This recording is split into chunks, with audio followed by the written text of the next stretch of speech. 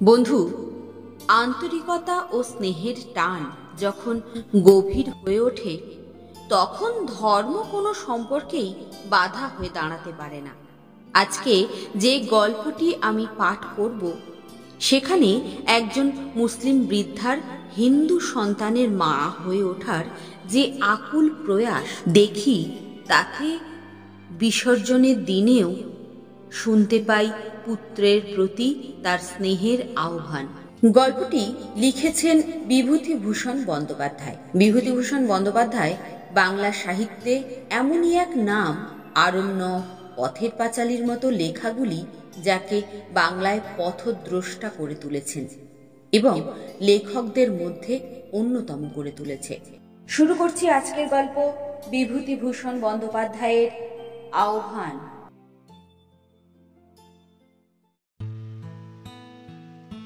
দেশের ঘরবাড়ি নেই অনেকদিন থেকেই। পৈতৃক বাড়ি যা ছিল, ভেঙে চুরে ভিটেতে জঙ্গল গজিয়েছে। এই অবস্থায় একদিন গিয়েছি দেশের বাড়িতে কিসের একটা ছুটিতে। গ্রামের চক্রবর্তী মশাই বাবার পুরাতন বন্ধু আমায় দেখে খুব খুশি হলেন।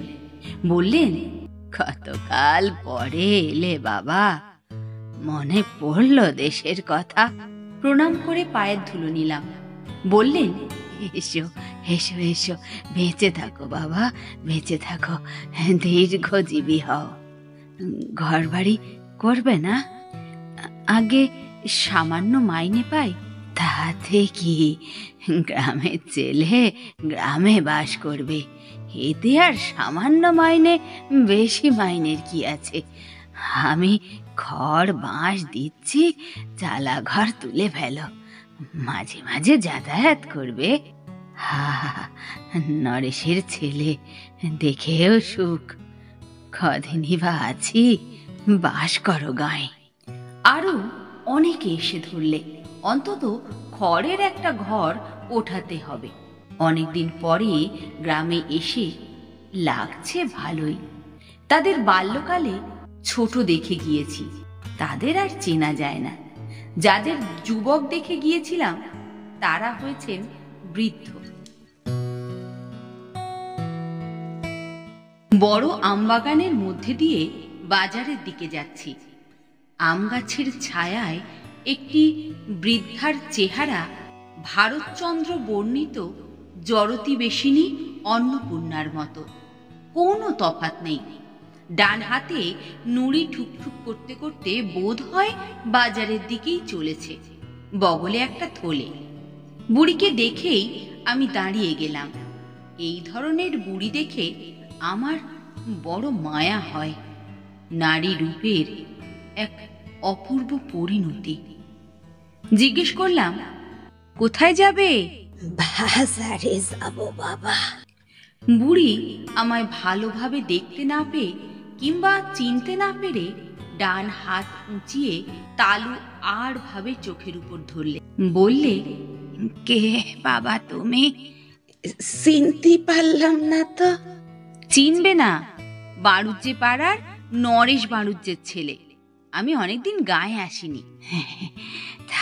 হবে, আমি আগে তো এ পেড়ে ও পেড়ে যেতাম আসতাম নে। তিনি থাকতে তো অভাব ছিল না কোনো জিনিসের। গোলা পোড়া ধান, গোলা পোড়া গরু। তোমাকে তো চিনতে পারলাম না বুড়ি। আমার তো তেনার নাম করতে নেই বাবা, করাতে কাজ করতেন। বলে জিজ্ঞাসু দৃষ্টিতে আমার দিকে চেয়ে থাকে, অর্থাৎ আমি চিনতে পেরেছি কিনা। কিন্তু আমার পক্ষেও চেনা সম্ভব নয়। আমার বাল্যকালে কে এই গ্রামে করাতে কাজ করত, তা আমার মনে থাকবার কথা নয়। বললাম, তোমার ছেলে আছে? কেউ নেই বাবা, কেউ নেই। এক নাচ জামাই আছে, তো সে মরে ভাত দেয় না। ওই আমার নাতনিটিরে রেখে মোর মেয়ে মারা যায়। আমার বড্ড কষ্ট বাবা, ভাত সব দিন জোটে না। বাজারে যাচ্ছি 3 পয়সা নুন কিনে আনবো, দুটো একটা চাল জোগাড় করেছি ওবেলা।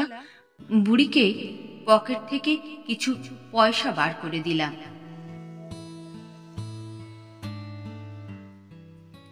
ব্যাপারটা এখানেই চুকে যাবে ভেবেছিলাম, কিন্তু তা চুকালো না। উপরন্তু এই বুড়িকে কেন্দ্র করে আমার জীবনে এক অদ্ভুত অভিজ্ঞতা শুরু হলো। নিজের জীবনে না ঘটলে বিশ্বাস করতাম না এমন ঘটনা।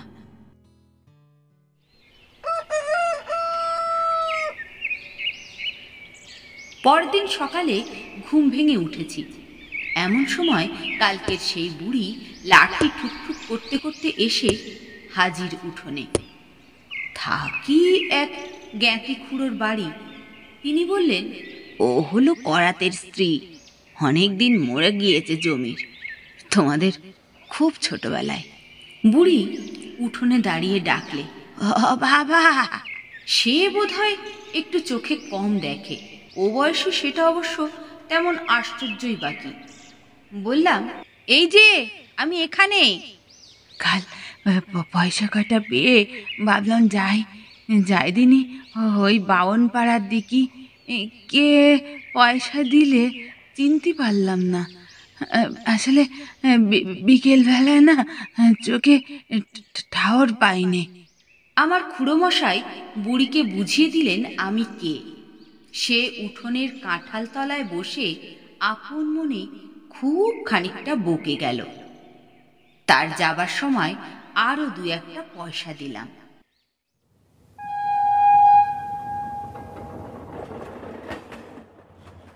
পরদিন কলকাতা চলে গেলাম। ছুটি ফুরিয়ে গেল। আমার জ্ঞাতি খুড়োকে কিছু টাকা দিয়ে এলাম আসবার সময়। আমার জন্য ছোটখাটো দেখে একটা খড়ের ঘর তুলে রাখার জন্য। কয়েক মাস পরে জ্যৈষ্ঠ মাসে গরমের ছুটিতে আমার সেই নতুন খড়ের ঘরখানাতে এসে উঠলাম। কলকাতাতে কর্মব্যস্ত এই কমাসের মধ্যে বুড়িকে একবারও মনে পড়েনি, বা সেখানে এসেও মনে হঠাৎ হয়তো বা হতো না যদি সে তার পরের দিনই সকালে আমার ঘরের নিচু দাওয়ায় এসে না বসত। বললাম, কি বুড়ি, ভালো আছো? ময়লা ছেঁড়া কাপড়ের প্রান্ত থেকে গোটা কতক আম খুলে আমার সামনের মাটিতে রেখে বললে, আমার কি মরণ আছে বাবা? জিজ্ঞেস করলাম, ও আম কিসের? দন্তহীন মুখে একটু হাসার চেষ্টা করে বললে, ও গোপাল আমার, তোর জন্য নিয়ে এলাম গাছের আম, বেশ বেশ মিষ্টি, খেয়ে দেখো এখন। আমি ওর সম্বোধনের নতুনত্বে কৌতুক অনুভব করলাম, কিন্তু কি জানি কেন বড় ভালো লাগলো। গ্রামে অনেক দিন থেকে আপনজন কেউ নেই। একটা ঘনিষ্ঠ আদরের সম্বোধন করার লোকের দেখা পাইনি বাল্যকালে, মা পিসি মারা যাওয়ার পর থেকে। প্রতিবেশিনীদের মধ্যে এত বেশি বয়সের স্ত্রীলোক কেউ নেই যে আমাকে গোপাল বলে ডাকে। বুড়ি বললে, খাও কোথায় বাবা? খুড়োমশায়ের বাড়ি। বেশ যত্ন করে তো ওনারা। তা করে। দুধ পাচ্ছ ভালো? ঘুঁটি গোয়ালিনী দেয়, মন্দ না। ও বাবা, ওর দুধ? ওতে তো অর্ধেক জল। দুধ খেতে পাচ্ছ না ভালো, সে আমি বুঝেছি। পরদিন সকাল হয়েছে কি হবে, বুড়ি দেখি উঠোনে এসে ডাকছে, গোপাল, গোপাল। বিছানা ছেড়ে উঠে বললাম, আরে এত সকালে কি মনে করে? হাতে কি? বৃদ্ধা হাতের নড়ি আমার দাওয়ার গায়ে ঠেস দিয়ে রেখে বললে, 1 ঘটি দুধ আনলাম তোর জন্যে। সে কি দুধ? এত পেলে কোথায় এত সকালে? আমায় মা বলে ডাকে ওই হাজরা বেটার বউ।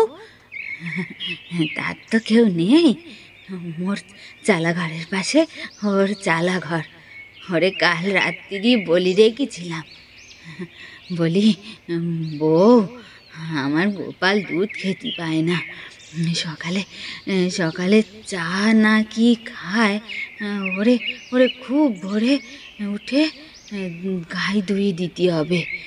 তাই আজ কুকুর ডাকা ভোরে উঠে দেখি আমারে ডাকছে, মা ওঠো, তোমার গোপালের জন্য দুধ নিয়ে যাও। আচ্ছা, কেন বলো তো তোমার এসব? ছি, না না, এসব ভালো না। এরকম আর কখনো এনো না। কত পয়সা দাম দিতে হবে বলো? কতটা দুধ? আমার গলার সুর একটু রুক্ষ হয়ে উঠেছিল, কারণ মুসলমানের বাড়ির দুধ আমাদের গ্রামে চলে না। কোন দিক থেকে দেখে ফেলবে সেটাই ছিল আমার ভয়। কেন আবার এসব ঝঞ্ঝাট জোটে? বুড়ি আমার কণ্ঠস্বরের অপ্রত্যাশিত রূঢ়তায় যেন একটু ঘাবড়ে গেল। ভয় ভয়ে বললে, কেন বাবা, পয়সা কেন? পয়সা না তো তুমি দুধ পাবে কোথায়? ওই যে বললেন আমার মেয়ের বাড়ি থেকে। তা হোক, তুমি পয়সা নিয়ে যাও, সেও তো গরিব লোক। বুড়ি পয়সা নিয়ে চলে গেল বটে, কিন্তু সে যে বেশ দমে গিয়েছে তার কথাবার্তার ধরনে বেশ বুঝতে পারলাম। মনে একটু কষ্ট হলো বুড়ি চলে গেলে। পয়সা দিতে যাওয়া কি ঠিক হয়েছে? বুড়ির কি আমার উপর মন পড়ে গিয়েছে? স্নেহের দান এমন করা ঠিক হয়নি।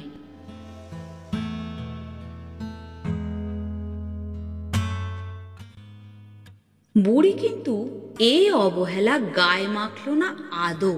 প্রতিদিন সকাল হতে না হতেই সে এসে জুটবে। হা গোপাল, এই দুটো কচি শশার জালি মোর গাছের, এই নাও, নুন দিয়ে খাও মোর সামনে। বুড়ি তোমার চলে কিসে? না জামাইয়ের দেবার কথা, তা সে সব দিন দেয় না। ওই যে মেয়ে বলি যারে, ও বড্ড ভালো, লোকের ধান বানে তাই চাল পায়। আমারে দুটো না দিয়ে খায় না। একা থাকো? তা একদিন মোর ঘরখানা না হয় দেখতে গেলে। অমর গোপাল, আমি নতুন খাজুর পাতা চাটাই বুনি রেখে দিয়েছিলাম তোমারে বসতি দেবার জন্যে। বাউনের ছেলে মোদের এঁটো কাটা মাদুরে কি বসবে, যখন যখন আসবে এখানে তখন বসবে। সেবার বুড়ির বাড়িতে আমার যাওয়া ঘটে উঠল না। ওর এত আগ্রহ সত্ত্বেও নানা দিক থেকে ব্যস্ত থাকি। তার উপর আছে সমবয়সী বন্ধু বান্ধবদের দাবি। অনেক দিন পরে গ্রামে এসেছি তো। যে কদিন গ্রামে থাকি, বুড়ি রোজ সকালে একবার আসতে ভুলবে না, কিছু না কিছু আনবেই। কখনো পাকা আম, কখনো পাতি নেবু, কখনো বা এক কড়া কাঁচকলা, কি এক থালি কুমড়ো, 2 আনা 4 আনা প্রায়ই দিই। একদিন একখানা কাপড় দিলাম। একটা জিনিস লক্ষ্য করে আসছি, বুড়ি কোনো দিন আমার কাছে মুখ ফুটে কিচ্ছু চায়নি। কখনো বলেনি পয়সা দাও কি অমুক দাও, বরং তার উল্টো শুধু হাতে কখনো আসে না। একবার কলকাতা থেকে কয়েকটি বন্ধু গেলেন দেখা করতে। গ্রামে এত সকালে কেউ উনুন ধরায়নি। বুড়ি লাঠি ঠুকঠুক করতে করতে এসে হাজির। বাইরে দাঁড়িয়ে ডাক দিল, অমর গোপাল। হঠাৎ আমার লজ্জা করতে লাগলো। কলকাতার বন্ধু বান্ধবদের সামনে ও আজ এইভাবে না করলেই পারত। ভালো বিপদ হয়েছে। অমর গোপাল, ঘরে আছিস নাকি বাবা? ঈষৎ বিরক্তির স্বরে উত্তর দিলাম, হ্যাঁ, কেন? এই এলেম, বলি যাই গোপালকে ডেকে আসি একবার। বন্ধুদের মধ্যে একজন জিজ্ঞাসা করলো, ও কে হে? চাপা দেবার চেষ্টায় বললাম, ও এমনি গাঁয়ের লোক। আর একজন বললে, তোমার ডাক নাম কি গোপাল নাকি হে গ্রামে? হ্যাঁ, না না, এই। বুড়ি বললে, কাল রাত্রিরে কি গরম পড়লো। আমার গোপাল, কাল ঘুমোতে পেরেছিলি? মুই চোখ বুঝতে পারিনি সারা রাত। বেশ করনি, ভালো বিপদে পড়া গেল যে সকালবেলায়। আজ না এলে কি তোমার চলতো না বুড়ি? বন্ধুটি পুনরায় বললে। ও গোপাল বলছে কাকে হে? ইয়ে, হ্যাঁ, মানে আমাকেই বলছে। কথা শেষ করে ঈষৎ হেসে মাথার দিকে দুটি আঙুল দেখিয়ে ইঙ্গিত করে বললাম, মাথাটা একটু। বন্ধুটি বললেন, হো হো, আচ্ছা। কথা অনুযায়ী কাজের সামঞ্জস্য রাখতে গিয়ে বুড়ির দিকে চেয়ে যেমন সুরে লোকে দুর্দান্ত পাগলাকে সান্ত্বনা দেবার ও স্তোকবাক্য দেবার প্রয়োগ করে, তেমনি সুরে বললাম, আজ যাও, বড্ড ব্যস্ত আছি তো, বুঝলে? কলকাতার সব বন্ধুরা এসেছেন যে। হ্যাঁ। ফল সুবিধাজনক হলো না। বুড়ি একগাল হেসে বললে, আজ আজ কি এনেছি বলো দেখি গোপাল। এই দেখো। এতক্ষণ টের পাইনি যে বুড়ি তার পিছনে একটা ময়লা কাপড়ের পুঁটুলি লুকিয়ে রেখেছে। সেটা সামনের দিকে খুলতে খুলতে বললে, সেই যে মেয়েটা মোরে মা ডাকে, সে দুটো চিড়ে কুটলো। তা আমি বললাম, ও কি করছিস রে? ও বললে, কামিনী সরু দানের ভালো চিড়ে, তোমার গোপালের জন্য দুটো নিয়ে যাবো এখন। কাল বেনবেলা আমার বড্ড মনটা খুশি হলো। তা সেও আসছে, সেও তোমারে দেখতে চায়। বড্ড দুঃখী কাঙাল মেয়েটা, ধান ভেনে চিড়ে কুটে একরকম করে চালাচ্ছে। হেকার আমি রক্ষে নেই আবার। বুড়ির কথা শেষ হতেই দেখি একটা আধ ময়লা মধ্যবয়সী স্ত্রীলোক অদূরে আমতলায় এদিকেই আসছে। আরও বিপদে পড়লাম এই জন্য যে ঠিক সেই সময় আমার জ্ঞাতি খুড়োকেও এই দিকেই আসতে দেখলাম। সর্বনাশ! তাঁর বাড়িতে আমার খাওয়া দাওয়ার ব্যবস্থা, আর তিনি যদি জানতে পারেন যে এদের হাতে তৈরি চিড়ে বা খাবার জিনিস আমি খাই, তাহলেই তো এ গায়ে আমার হয়েছে। চিড়ে ওরা আজই প্রথম এনেছে, এ কথা কি তিনি বিশ্বাস করবেন? আজ দুধ, কাল চিড়ে।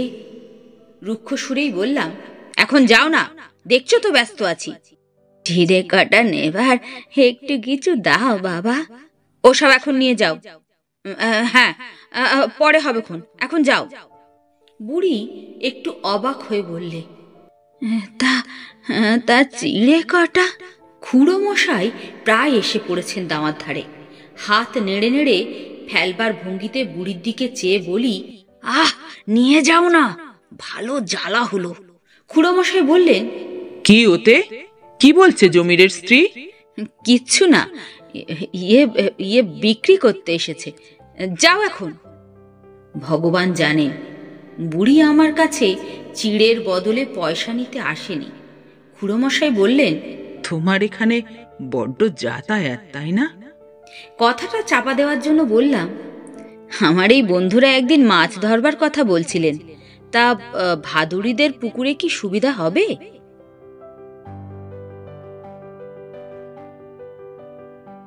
পুনরায় গ্রামে এলাম 5-6 মাস পরে, আশ্বিন মাসের শেষে। কয়েকদিন পরে ঘরে বসে আছি। বাইরের উঠোনে দাঁড়িয়ে কে ক্ষীণ নারী কণ্ঠে জিজ্ঞেস করলে, বাবু ঘরে আছেন গা? বাইরে এসে দেখি গত জ্যৈষ্ঠ মাসে যাকে বুড়ির সঙ্গে দেখেছিলাম, সেই মধ্যবয়সী স্ত্রীলোকটি। আমায় দেখে সলজ্জভাবে মাথার কাপড়টা একটু টেনে দেবার চেষ্টা করে সে বললে, বাবু কবে এসেছেন? এই তো দিন 5-6 হলো। কেন? আমিও তাই শুনলাম। আমার সেই মা বললে, দেখে গিয়ে আয়গে যা। কে? সেই বুড়ি যিনি এখানে আসতেন। তেনার যে বড্ড অসুখ, এবার বোধহয় আর বাঁচবে না। গোপাল কবে আসবে, গোপাল কবে আসবে অস্থির করে আমারে রোজ শুধোয়। আমি বলি, তিনি কলকাতায় চাকরি করেন, সব সময় কি আসতে পারেন? কি মায়া আপনার ওপর। আর জন্মে মনে হয় পেটে ধরেছিল, এ জন্মে তাই এত টান।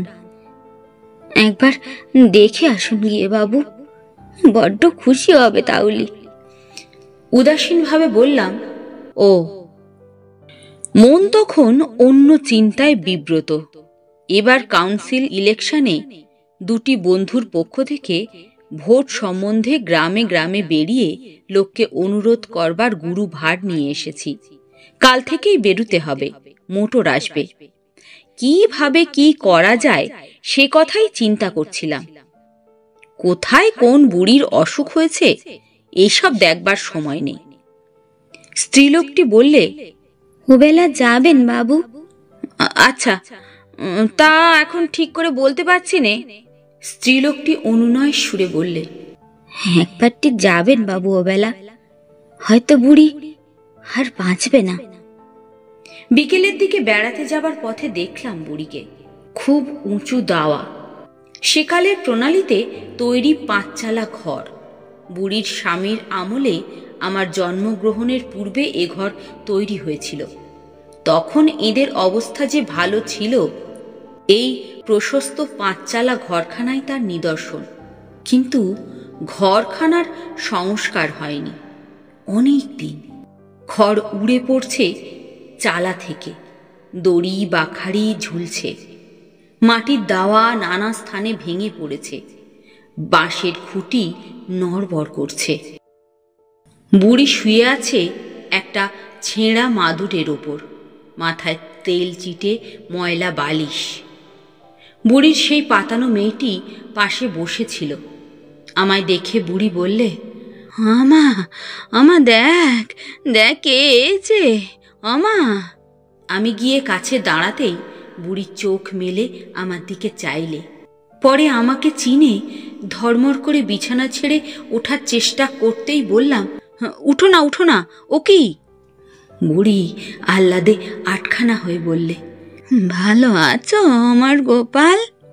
বসতে দে মা, বসতে দে আমার গোপালকে। বসবার দরকার নেই, ব্যস্ত হয়েও না, থাক। ওখানা কেন দিচ্ছিস? গোপালের ওই খেজুরের চাটাখানা পেতে দে।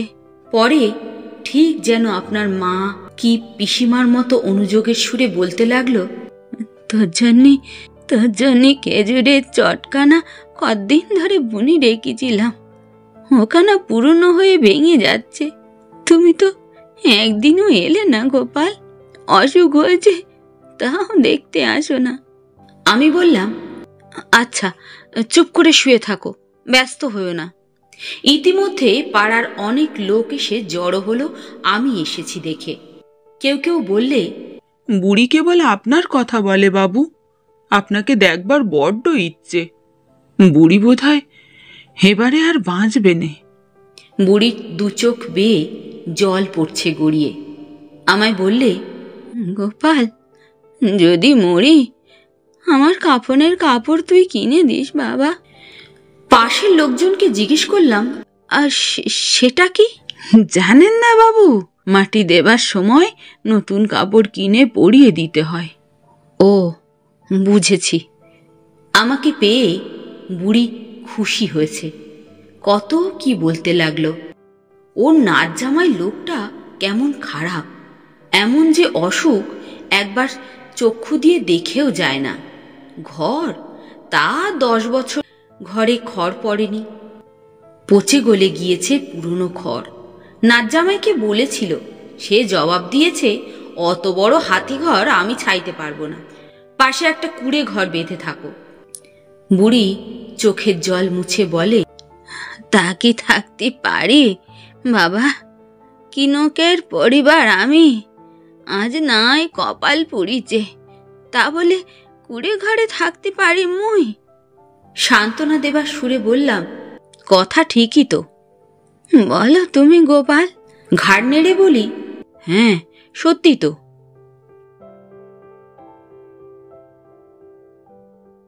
আজও সেই চালাঘর, সেই ম্লান সন্ধ্যা, ছেঁড়া মাদুরে শোয়া আমার বুড়িকে মনে পড়ে।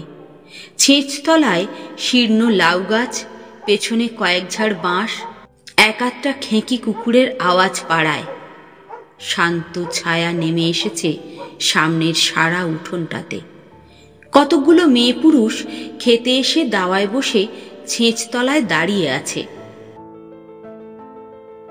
আসবার সময় বুড়ির পাতানো মেয়েটির হাতে কিছু দিয়ে এলাম, পথ্য ও ফলের জন্য। হয়তো আর বেশি দিন বাঁচবে না, এই অসুখ থেকে উঠবেও না। বুড়ি কিন্তু সে যাত্রায় সেরে উঠল, দিব্যি সেরে উঠল। আমি কলকাতায় চলে যাবার আগে দুই একবার আমার কাছে লাঠি ধরে ধরে এসে দেখা করে গেল। বসে বসে আপনার মনে কত কি বকে চলল, তারপর চলেও গেল।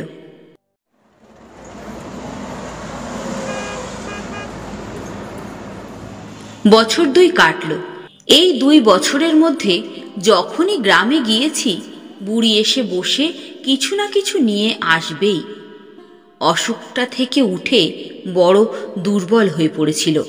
সে দুর্বলতা ওর আর সারল না। আমি বলতাম, কেন আসো রোজ অত দূর থেকে?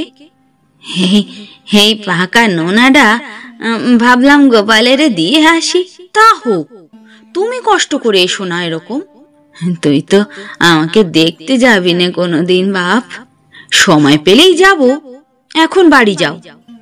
কখনো বুড়ি বলতো, গোপাল, বিয়ে করলি নে কেন? মেয়ে পাওয়া যায় না, তাছাড়া বয়সও তো হয়ে গিয়েছে। কিচ্ছু বয়স হয়নি, কাঁচা ছেলে তোমরা। আমার বয়স এখন 40। তা বেশ তো।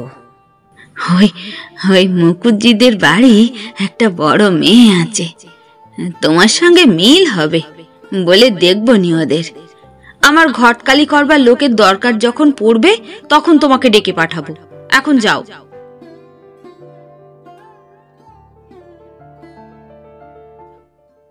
কিন্তু বুড়ি আমার কথা শোনে না। একদিন মুখুজ্জে বাড়ির নুরু আমায় ডেকে বললে, ওহে, একটা কথা বলি। আজ জমির করাতির বউ বুড়ি বাড়ির মেয়েদের কাছে বলে গিয়েছে গোপালের সঙ্গে তোমাদের পুঁটির বিয়ে দাও। মেয়েরা তো অবাক, গোপালকে? শেষে জানা গেল তুমি। ওরা তো শুনে আশ্চর্য। তা তুমি কি বুড়িকে কিছু বলেছো নাকি এই সম্বন্ধে? আমি নিজেকে নিতান্তই বিপন্ন ও অসহায় বোধ করলাম।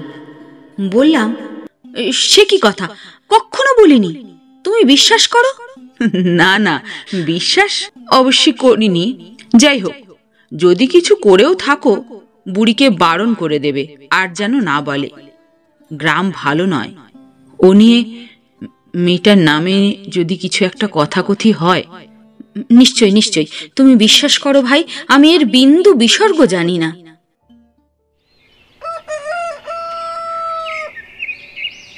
বুড়ি তার পরদিন যেমন সকালে এসেছে, বকলু মুখে। কে তোকে সব কাণ্ড করতে বলেছে? ঘটকালি করতে ডেকেছিল কেউ তোকে? গায়ে এ নিয়ে শেষে একটা কথা উঠবে, পাড়া গা, জায়গা খারাপ। তুমি বাপু আর এখানে এসো না। বুড়ি ফ্যাল ফ্যাল করে চেয়ে বললে, বকিস নে ও গোপাল, মোরে বকিস নে। তা তুইও মেয়েটারে বিয়ে না করিস, অন্য কোনো মেয়েরে বিয়ে কর। পুটিরে তোর পছন্দ হয়নি না? ধমকে বলে উঠলাম, আবার ওই সব কথা? নিতান্ত সরলা সেকেলে বুড়ি কিছু বোঝেও না। সত্যি এই ঘটনা নিয়ে গ্রামে একটু কথাবার্তা সৃষ্টি হলো। বুড়ির উপর খুব চোটে সকালবেলাটা আর আমি ঘরেই থাকি না, পাছে বুড়ি এসে জ্বালাতন করে। 10-12 দিন পরে একদিন দুপুরে ঘুমিয়ে উঠেছি, বাইরে বুড়ির গলা শোনা গেল। আমার গোপাল। ঘর থেকে বেরিয়ে এসে বললাম, কি আবার এসেছো কেন এখানে?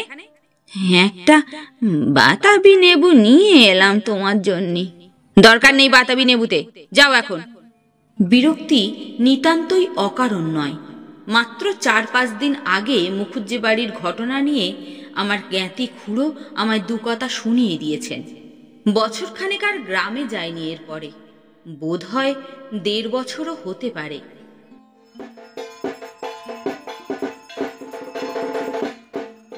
একবার শেষ শরতে পুজোর ছুটির পর কাশী থেকে বেরিয়ে ফিরে কলকাতায় এসে দেখি তখনও 2-3 দিন হাতে আছে। গ্রামেই গেলাম এই 2-3 দিন কাটাতে। গ্রামে ঢুকতেই প্রথমে দেখা হলো পরশু সর্দারের বউ দিগম্বরীর সঙ্গে। দিগম্বরী অবাক হয়ে বললে, হোমা, আজ তুমি এলে বাবা ঠাকুর? সে বুড়ি যে কাল রাতে মারা গিয়েছে, তোমার নাম বড্ড করলে। ওর সেই পাতানো মেয়ে আজ সকালে বলছিল। আমি এসেছি শুনে বুড়ির নাচ জামাই দেখা করতে এলো। বাবু এসেছেন? সাহায্য করুন, কাফনের কাপড় কিনতে, যা দাম কাপড় চোপড়ের। আমার মনে পড়ল বুড়ি বলেছিল সেই একদিন, আমি মরি গেলি তুই আমার কাফনের কাপড় কিনি দিস বাবা। ওর স্নেহাতুর আত্মা বহুদূর বারাণসী থেকে আমায় কি এইভাবে আহ্বান করে এনেছে? আমার মন হয়তো ওর ডাক এবার আর তাচ্ছিল্য করতে পারেনি। কাপড় কেনবার টাকা দিলাম। নাজ্জামাই বলে গেল, মাটি দেবার সময় একবার যাবেন বাবু, আন্দাজ বেলা 12টার সময় যাবেন। শরতের কটু তিক্ত গন্ধ ওঠা বন ঝোপ ও মাকাললতা দোলানো একটা প্রাচীন চিত্তিরাজ গাছের তলায় বৃদ্ধাকে কবর দেওয়া হচ্ছে। আমি গিয়ে বসলাম।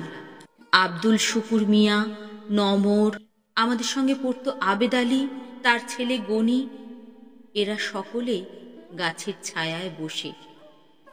প্রবীণ শুকুর মিয়া আমায় দেখে বললে, এই যে বাবা ঠাকুর, এসো এসো, তামুক খাবা? বুড়ির মাটি দেবার দিন তুমি কেনে এলে? তুমি তো জানতে না, তোমায় যে বড্ড ভালোবাসতো বুড়ি।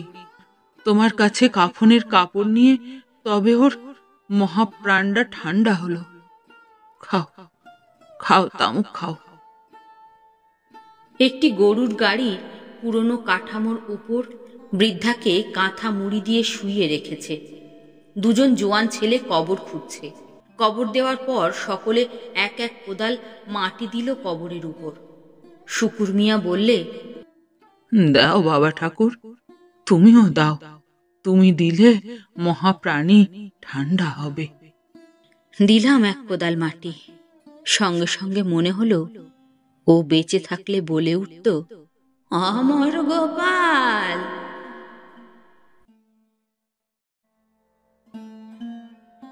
বন্ধুরা, আজকের গল্পটি যদি আপনার ভালো লাগে তাহলে অবশ্যই একটি লাইক করে দেবেন, প্রচুর শেয়ার করবেন এবং কমেন্ট করে জানাবেন কেমন লাগলো। আর অবশ্যই সাবস্ক্রাইব করে দেবেন এবং সাবস্ক্রাইব করার পর পাশে থাকা বেল বাটনে ক্লিক করে অল নোটিফিকেশন অন করে দেবেন।